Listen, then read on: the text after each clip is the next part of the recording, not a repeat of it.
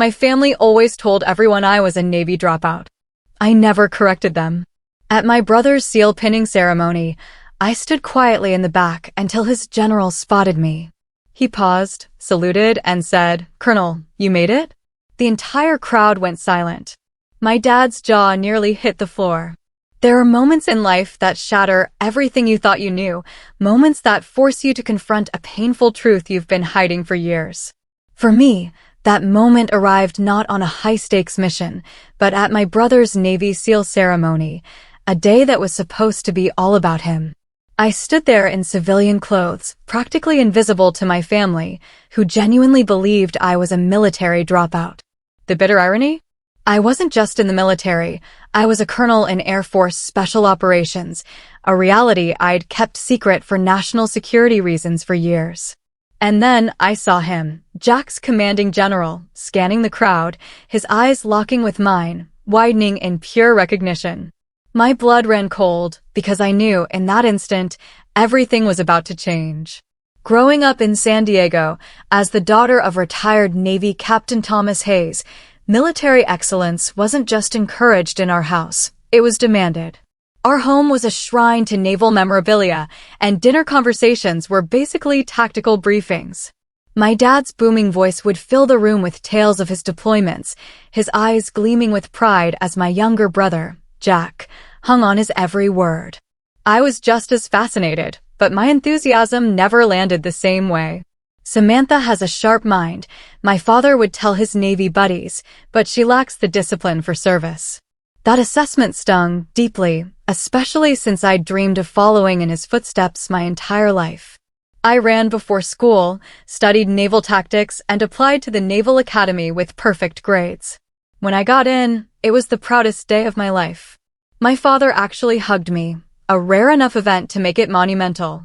"Don't waste this opportunity," he'd said, his voice gruff and, I hoped, filled with emotion. The academy was everything I'd hoped for, challenging, fulfilling. I excelled, graduating at the top of my class.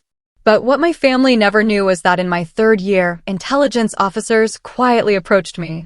They'd noticed something in me, something unique, and offered me a position in a classified program that demanded immediate transition and absolute secrecy. My cover story? The simplest explanation: I'd washed out. It was believable enough. Many talented candidates didn't make it. I agreed, truly believing my family would eventually learn the truth. I couldn't have been more wrong. "I just don't understand how you could throw it all away," my mother, Eleanor, said during my first visit home after the dropout. Her disappointment hung heavy in the air, manifesting in tight lips and averted eyes. "Your father pulled strings to get you considered." "I didn't ask him to," I replied quietly, the classified nature of my new job sealing my lips. My father was worse. He didn't rage, he just stopped talking about me.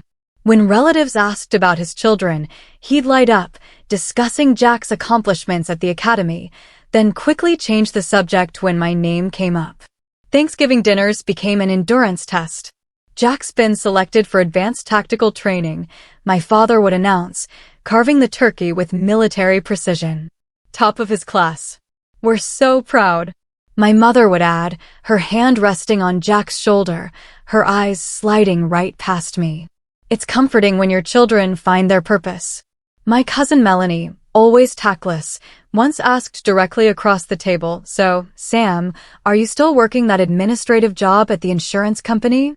That was the cover story I maintained, a boring corporate position designed to discourage questions. "Yes," I answered, swallowing both the lie and my pride. "Still there. Good benefits, I guess." She replied with a thin smile that conveyed volumes about her assessment of my life choices. Meanwhile, my actual career was soaring. I couldn't tell them about the night operations in countries officially untouched by American forces. I couldn't mention the intelligence I'd gathered that had saved countless lives, or the commendations piling up in a secure facility, not on my wall. I couldn't explain the months of silence when I was unreachable because I was operating deep undercover. Each success in my classified world seemed to parallel a fresh disappointment in my family's eyes. When I was promoted to major, my parents were busy discussing Jack's elite training. When I received a silver star in a private ceremony, My mother was lamenting to her friends about her daughter, who just didn't apply herself. Jack himself wasn't unkind. He just followed our parents' lead, growing increasingly distant. He'd call with news of his accomplishments, always ending with an awkward, "So, how's the office job?" I'd murmur congratulations and offer vague updates about my fictional corporate life, hating every second of the deception. Years passed like this, the divide growing wider. I developed a thick skin, focusing on my missions and the difference I was making. But deep down, the pain of being the family disappointment never fully subsided. Every achievement in my secret life was shadowed by the knowledge that the people who should be proudest didn't even know. My transition from Naval Academy student to Air Force Special Operations was abrupt and intense. While my family believed I was licking my wounds and settling for civilian mediocrity, I was actually undergoing some of the most rigorous training the military offers. The program specialized in intelligence gathering and analysis, with direct tactical applications, a rare combination that suited my particular skills. The training facility was an unmarked compound in Virginia, where days began at 4 a.m. and often ended after midnight. Physical conditioning was just the beginning. The real work involved processing and analyzing intelligence in real-time crisis situations, often under extreme physical stress or sleep deprivation. "Hayes, your mind works differently," my instructor, Major Lawrence, noted after I solved a particularly complex simulation. "You see patterns where others see chaos." This aptitude accelerated my progress. I finished an 18-month course in 11. My first assignment came immediately, a low-profile intelligence gathering operation in Eastern Europe. Colonel Diana Patterson became my mentor, a pioneering woman in special operations. "The system isn't built for us," she told me frankly, "but that's precisely why we succeed in it. We approach problems from angles others don't consider." Under her guidance, I learned to navigate not just operational challenges, but also the unique difficulties of being a woman in this elite space. She taught me to use others' underestimation as an advantage, to speak with quiet authority rather than volume, and to build networks of trust that transcended usual military hierarchies. By my 4th year, I had been promoted twice and led my own intelligence team in operations spanning 3 continents. My specialty became extracting critical information in environments where traditional intelligence assets couldn't operate. One mission in Syria, for example, resulted in intelligence that prevented a major terrorist attack on European soil.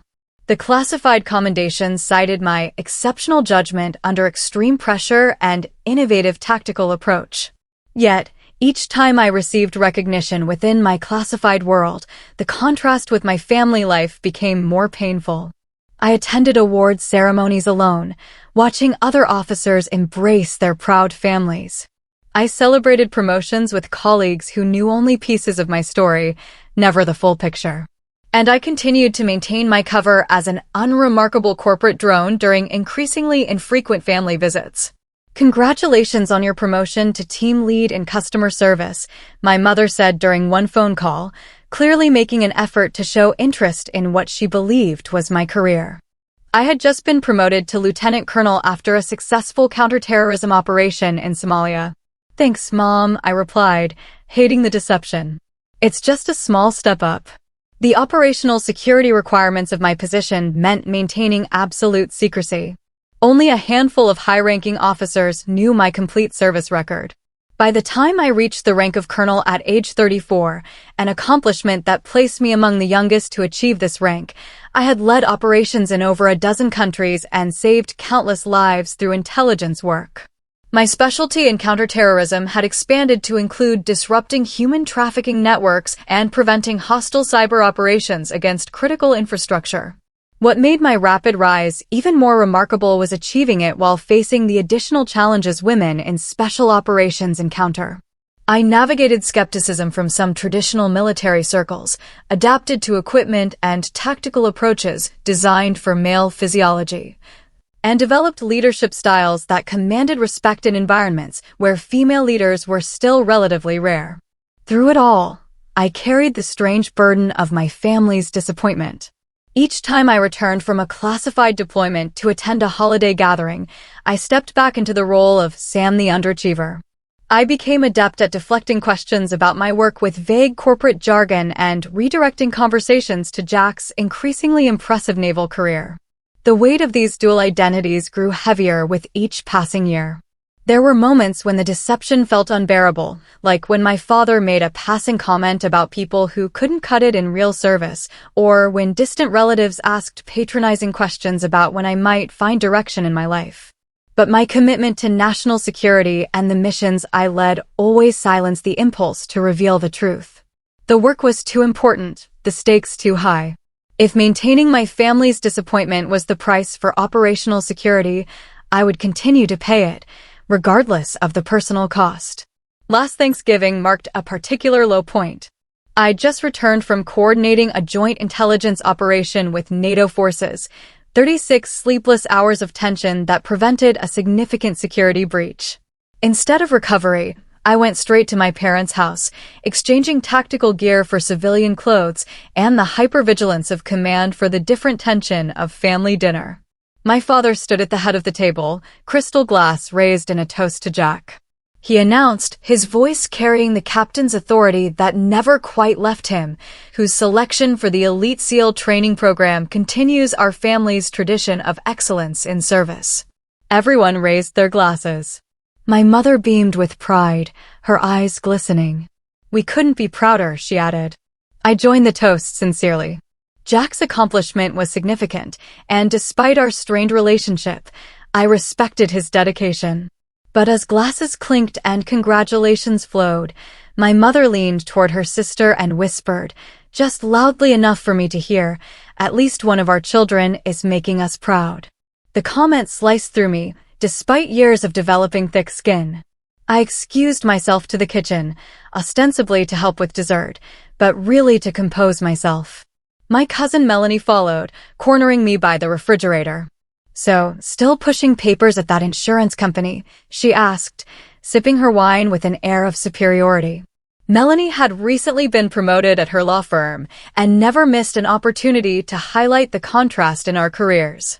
Something like that, I replied, focusing on arranging pie slices rather than meeting her gaze. You know, my firm has an opening in our administrative department, she offered with faux generosity. Probably pays better than what you're making. I could put in a word. I thanked her politely, while imagining how she might react if she knew I'd just briefed the Joint Chiefs of Staff the previous week. The dinner conversation shifted to a recent military operation that had made national news, an operation I had actually helped coordinate from the intelligence side. I sat silently as my father and uncle analyzed what little information had been released to the public, both confidently incorrect about how the mission had unfolded. If they'd approached from the eastern perimeter instead, my father declared with authority, they could have avoided that initial resistance. I took a long sip of water, knowing the eastern perimeter had been deliberately avoided due to intelligence I'd personally verified about hidden surveillance systems. The urge to correct him burned in my throat, but I swallowed it with my water. After dinner, Jack announced his engagement to Allison, a naval medical officer. The family erupted in celebration. Champagne appeared, toasts multiplied, and my mother immediately began discussing wedding plans. In the midst of this joyful chaos, my secure phone vibrated with the pattern that indicated highest priority. I slipped away to the guest bedroom to check the message, immediate deployment orders. A situation had developed that required my specific expertise, with extraction scheduled in 3 hours. I returned to the celebration, pulling Jack aside to offer genuine congratulations and explained that a work emergency required me to leave immediately. His face fell in disappointment, tinged with familiar judgment. Seriously, Sam? It's my engagement celebration. What kind of insurance emergency happens on Thanksgiving night? I'm sorry, I said, meaning it completely, but unable to explain further. I wouldn't leave if it wasn't absolutely necessary. My parents reacted with the resigned disappointment I'd grown accustomed to. Of course Samantha has to leave, my mother said to the relatives, not bothering to lower her voice. Her priorities have always been different. I caught my father's head shake as I gathered my coat, the subtle gesture of disapproval that had followed me since childhood. As I drove away, the family continued celebrating without me, while I prepared mentally for the classified operation ahead. The mission kept me deployed through Christmas and into the new year. When I finally returned, I learned that my absence had become a focal point of family discussion. Jack's engagement party had been held without me, and my failure to attend had been interpreted as further evidence of my disregard for family. "Your brother was hurt," my mother informed me during a tense phone call. "After everything he's accomplished, the least you could do is show up for his important moments." What she couldn't know was that during his engagement party, I had been leading a critical intelligence operation that resulted in the rescue of kidnapped aid workers. The mission earned me another commendation, one that would remain in a classified file rather than on my mantle. The growing divide between my professional success and personal failure created an increasingly unbearable tension. Each family interaction became more strained, each deception more painful. As Jack's seals ceremony approached, I found myself at a breaking point, torn between my duty to national security and my crumbling relationship with my family. The day of Jack's seal ceremony dawned clear and bright, perfect Southern California weather that seemed to mock my inner turmoil. I deliberated for weeks about whether to attend, knowing my presence would be scrutinized by a family increasingly frustrated with what they perceived as my indifference to Jack's achievements. My decision to go wasn't simple. I requested a rare day of leave, arranged secure transport, and carefully selected civilian clothes that would allow me to blend in while still maintaining appropriate military bearing, a habit too ingrained to break. The Naval Special Warfare Command facility gleamed in the morning sun. I instinctively cataloged security positions and protocols with my trained eyes, noticing details most civilians would miss. This awareness reminded me how far I was from the person my family believed me to be. I arrived deliberately late, slipping into the back row as families claimed seats near the front. My parents occupied prominent positions, my father in his dress uniform, gleaming with the pride of a naval captain whose son was following his distinguished path. My mother sat beside him, elegant in a navy blue dress, her posture reflecting the military precision she'd absorbed through decades of marriage. The ceremony proceeded with the characteristic discipline and tradition of naval special warfare. Each element, from the presentation of colors to the precise movements of the honor guard, followed protocols I knew intimately from my own classified ceremonies. The difference was that today's event was public, celebrated openly with proud families and commemorative programs, unlike the clandestine recognition of my own achievements.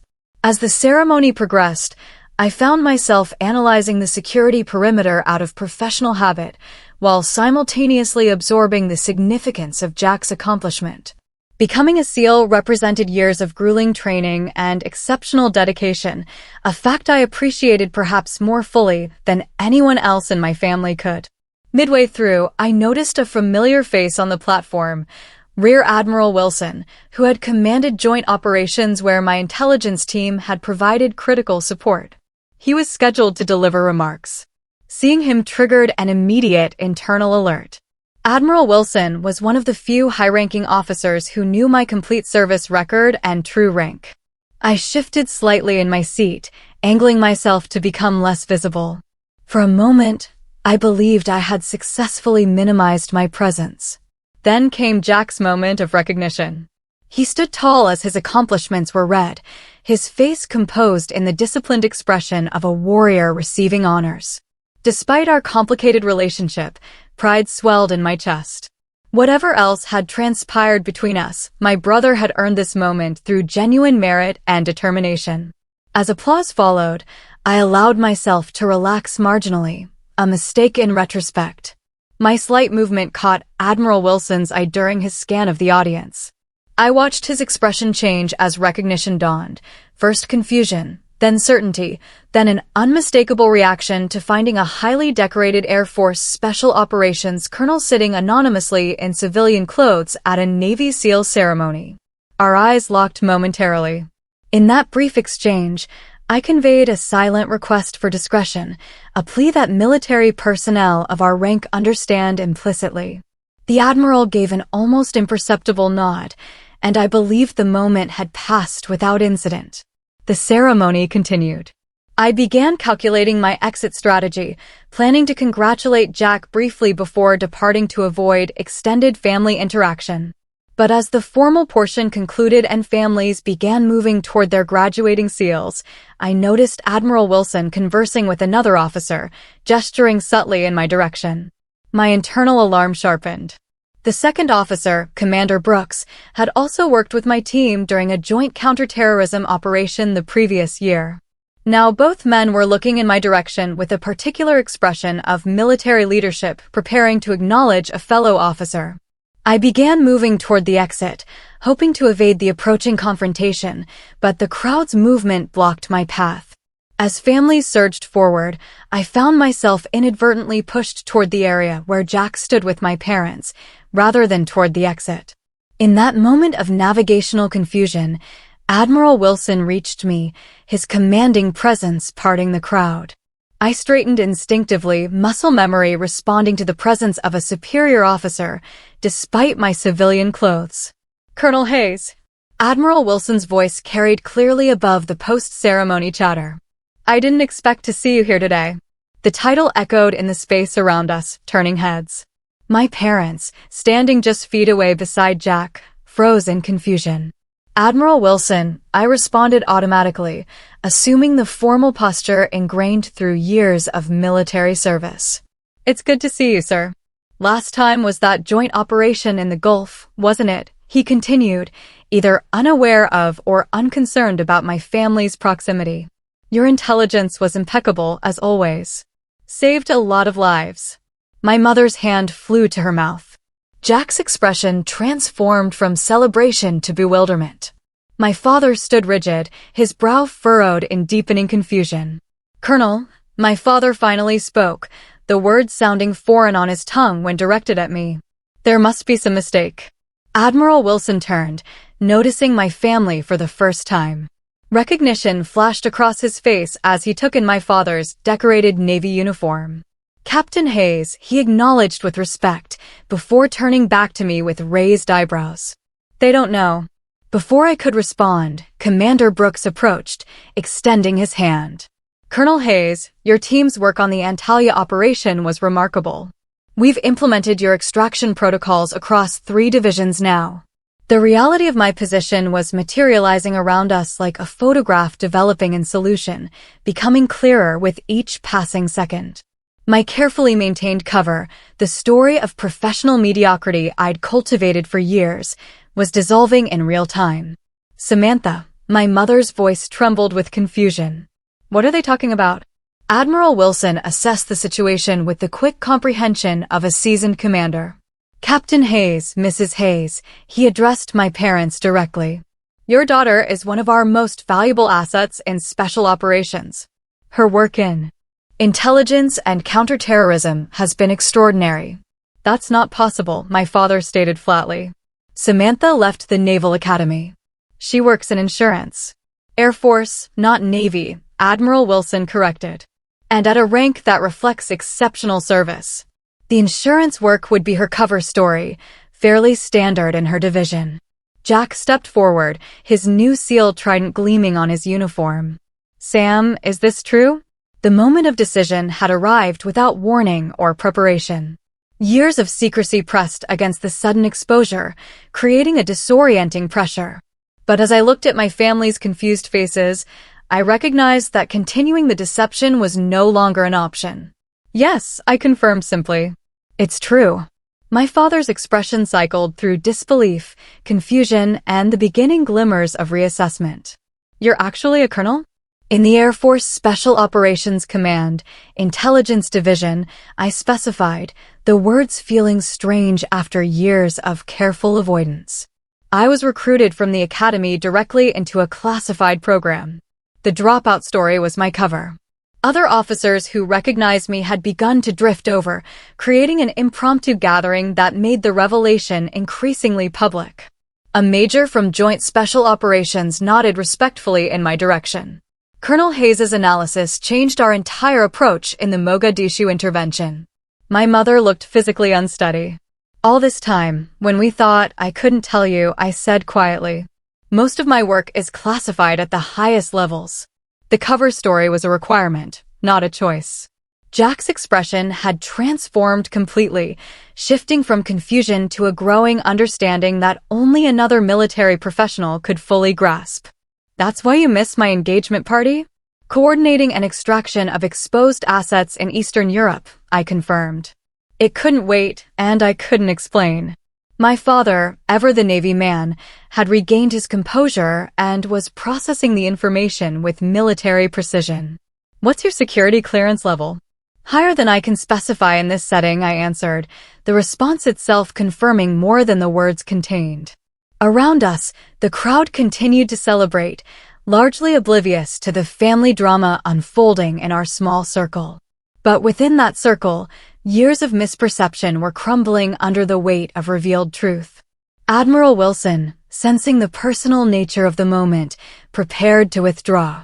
Captain Hayes, you should be proud. Your daughter's service record is exceptional. The details are classified, but the value is beyond question. He turned to me with a respectful nod.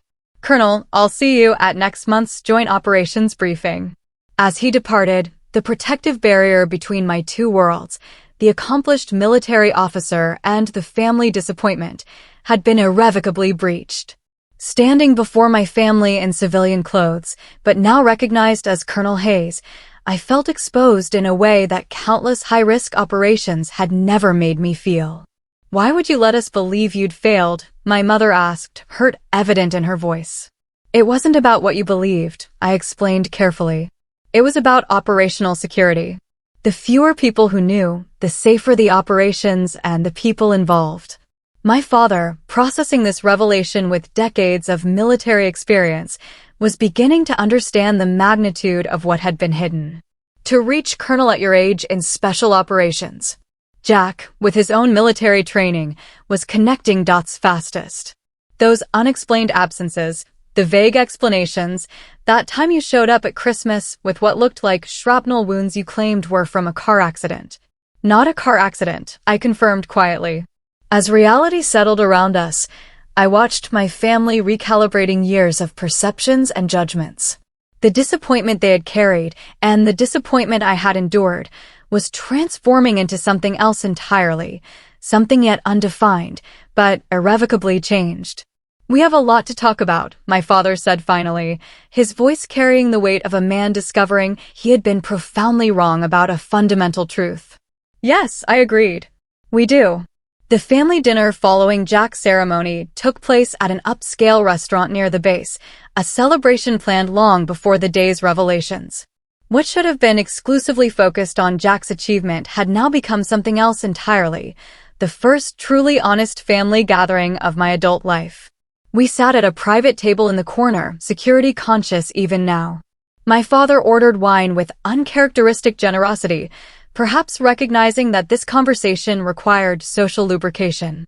Silence hung heavily as menus were studied with unusual intensity, everyone avoiding the elephant in the room until the waiter departed with our orders.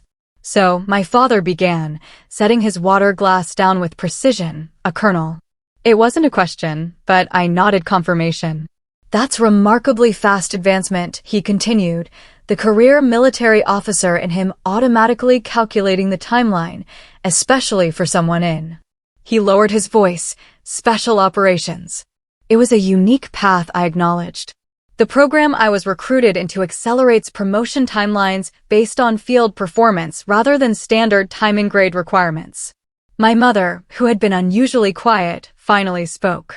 All those times we thought you were being flaky or irresponsible, disappearing from family events, being unreachable for days. I was deployed, I finished for her. Often in locations I can't name, doing things I still can't discuss. Jack leaned forward, professional curiosity mixing with brotherly reassessment. That scar on your shoulder from 2 Christmases ago? Kabul, I said simply. Extraction operation went sideways. My father's face tightened. The career naval officer understood immediately what went sideways typically meant. And we were giving you grief about missing family photos, my mother whispered, horror dawning in her expression. The conversation paused as our salads arrived. When the waiter departed again, my father asked the question that clearly bothered him most. Why the Air Force? You were at the Naval Academy.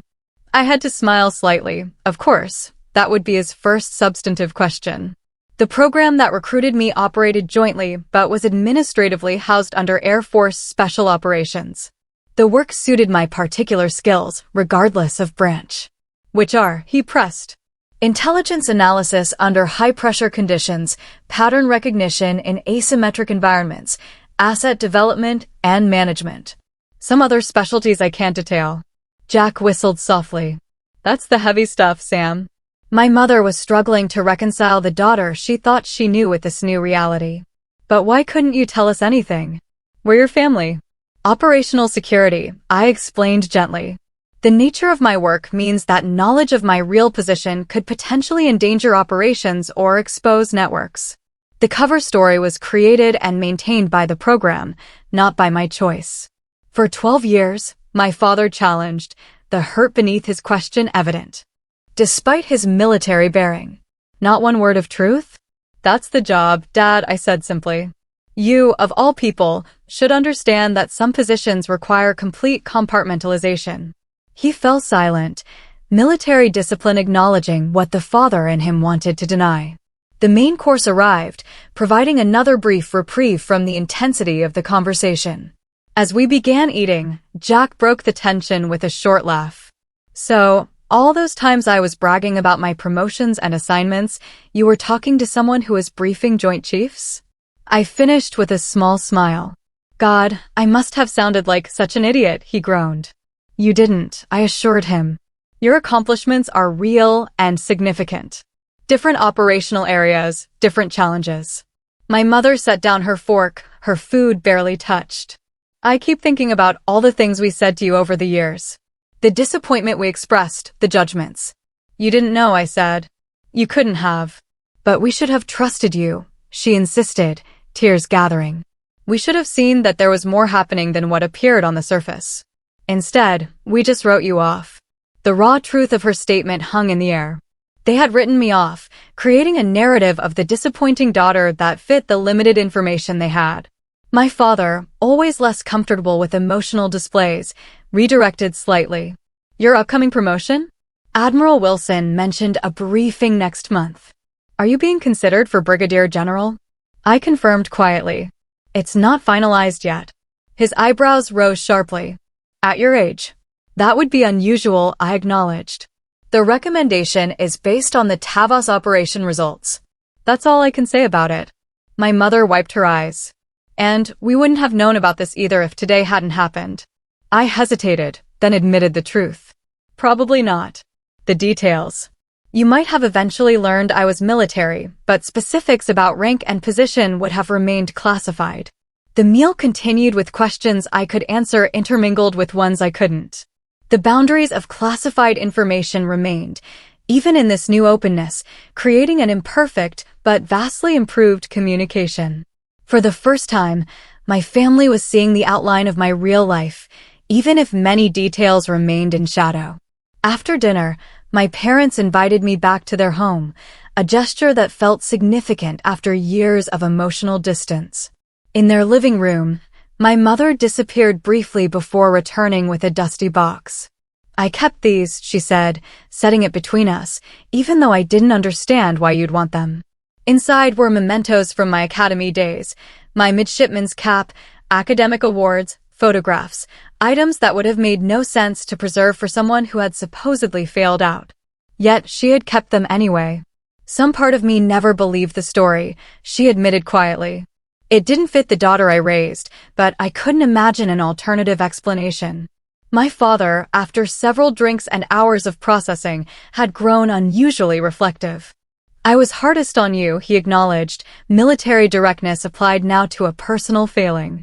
When we thought you'd washed out, I took it personally, made it about my legacy rather than your path. I understood why, I told him honestly. And maintaining the cover story was part of my duty, even when it was difficult. Duty, he articulated the concept, resonating deeply with his naval core. At the expense of being known by your own family. Jack, who had been listening quietly, finally spoke again. But things can be different now, right? I mean, we know the basic truth, even if details stay classified. Some things can change, I agreed cautiously. You know my actual profession now, my general position. But most of my work will remain classified. There will still be unexplained absences, questions I can't answer. But we'll understand what they mean now, my mother said as the evening drew to a close. My father did something unprecedented in our relationship. He stood, straightened as if addressing a fellow officer, and extended his hand formally. Colonel Hayes, he said, using my rank for the first time, I believe I owe you an apology and my respect.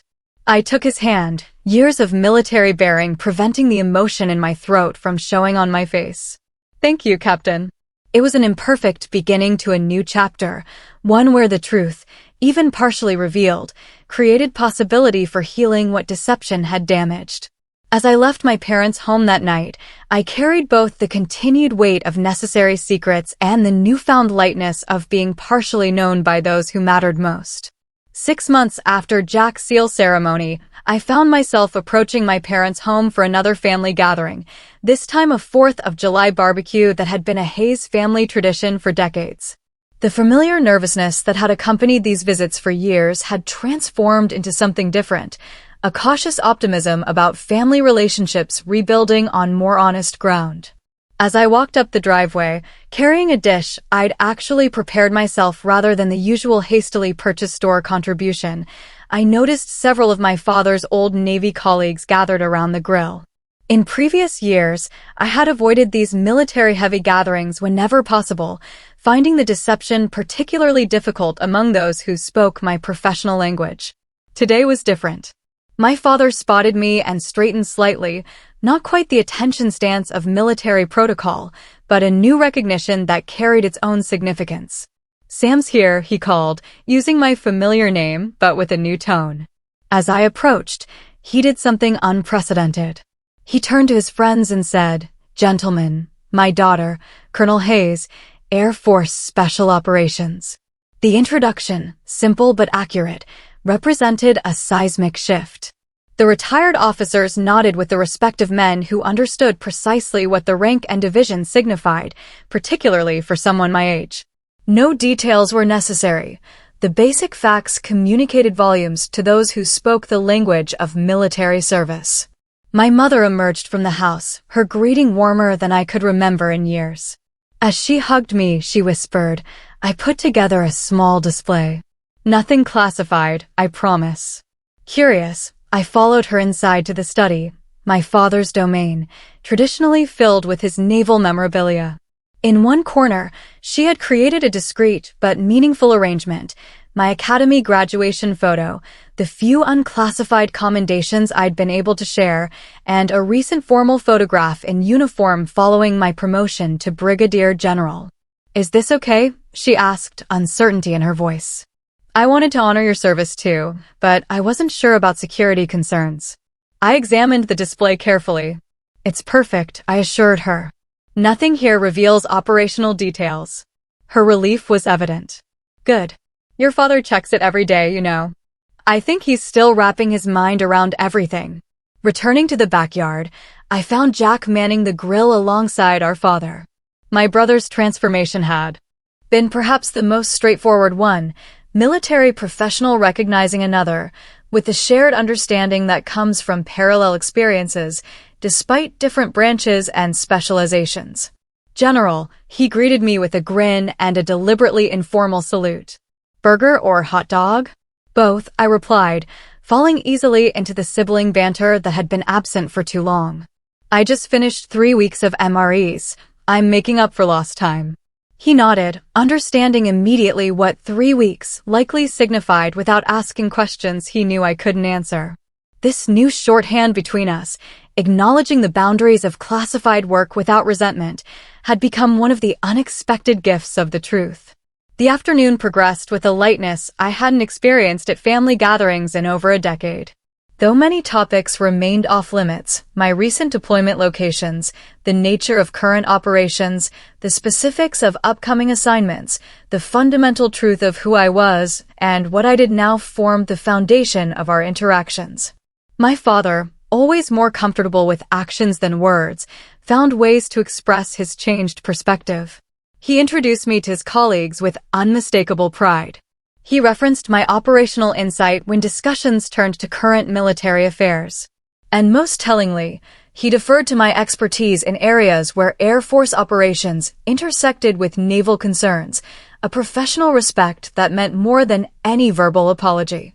As evening approached and we gathered for the traditional Hayes family photo, I stood beside Jack, both of us now recognized for our service rather than compared by it. My mother arranged us with the precision of a long-time military spouse. "My children," she said to a neighbor who was taking the photograph. Both serving their country, just in different ways.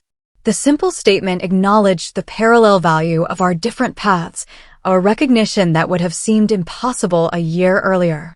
Later, as fireworks illuminated the sky, my father joined me at the edge of the yard, where I'd stepped away briefly to check a secure message. "All good?" he asked, the question encompassing more than the immediate communication.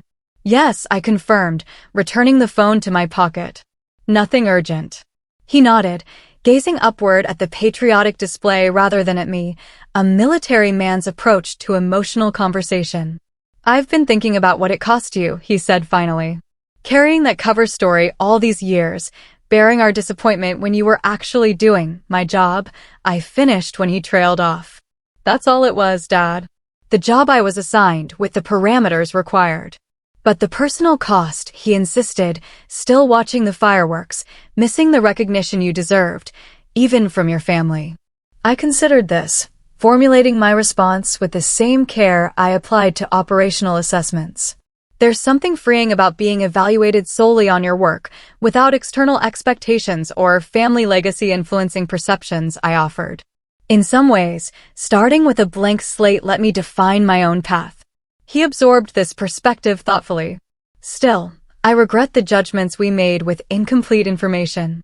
"That's the nature of intelligence work," I replied with a small smile. "Everyone operates with incomplete information. The difference is whether you recognize its incompleteness." This observation, applying professional principles to personal relationships, seemed to resonate with him. "A fair assessment," he acknowledged, military precision in his nod. As we rejoined the family gathering, I reflected on the strange journey of the past 6 months.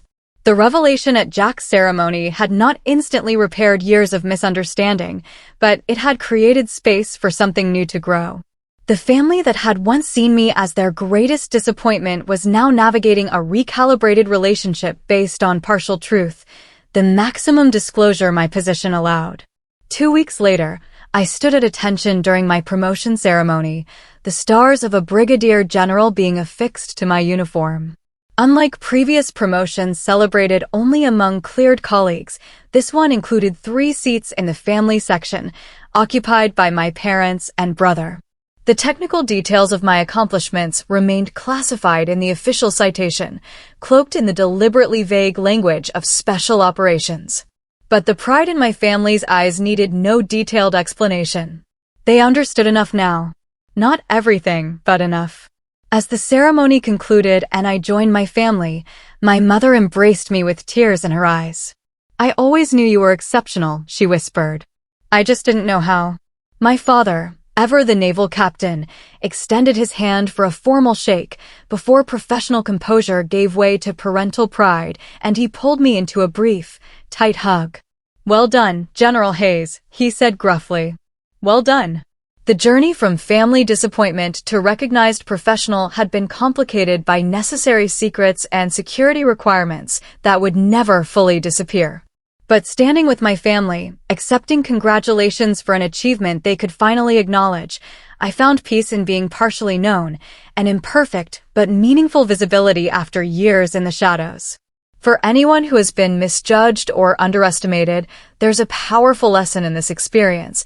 Sometimes the truth emerges in unexpected ways, and sometimes the perceptions others hold aren't reflections of reality, but simply products of limited information. The worth you create through your work and choices remains valid, even when unrecognized. And authenticity, even when necessarily incomplete, creates possibilities for connection that deception cannot. Have you ever been misjudged based on appearances or assumptions, or kept parts of yourself hidden for necessary reasons? I'd love to hear your stories in the comments below. And if this journey of family reconciliation and professional recognition resonated with you, please hit that like button and subscribe to hear more stories of resilience and unexpected revelation. Thank you for listening to my story, and remember, sometimes the most powerful truths are the ones we carry quietly within us until the right moment for revelation arrives.